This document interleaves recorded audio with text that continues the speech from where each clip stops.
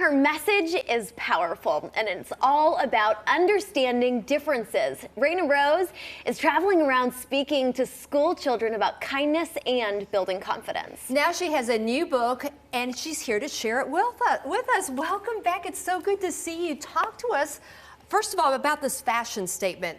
Your shoes are different. Is this kind of like the new trend, or is there something behind it you need to tell us about? So it appears that it is becoming a new trend because even though I've been doing this for years, Sarah Jessica Parker has been on the runway with 2 different shoes. I've heard where Nike and some other outlets now you can actually order the shoes different. So I'd like to think that I was the one who helped inspire this trend. Because why? Let's talk about this book. You just released this new book, The Girl Who Wore 2 Different Shoes. What's it about? Yeah, my new book is all about empowering young people to really celebrate what makes them stand out, what makes them unique, as opposed to trying to fit in. And the book is filled with lessons that teach young people how to be kind, but more importantly, how to build meaningful relationships with people who might be differently than you. Because a lot of what you're sharing in this book is based on your background. So share a little bit about that. Yeah, so growing up in Memphis, Tennessee, I never experienced anti-Semitism a day in my life. When I was 18, I went to Israel for a year. I volunteered in the Israeli army. I volunteered at an archaeological dig site. I learned about Islam and Christianity. And my plan after living in Israel was to go to Florida Atlantic University in Boca Raton, study business, make a lot of money, maybe go into politics one day.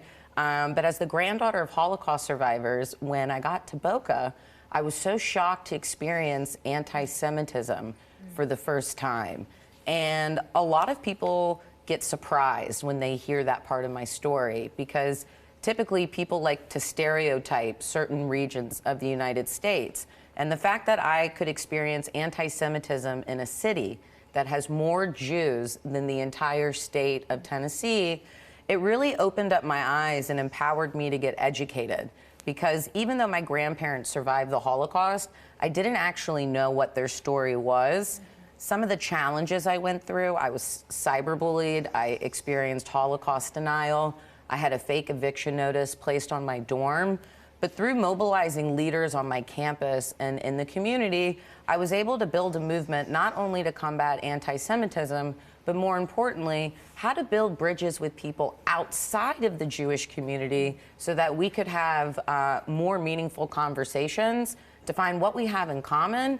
And once we've identified that, then we can talk about some of the more difficult things. Yeah.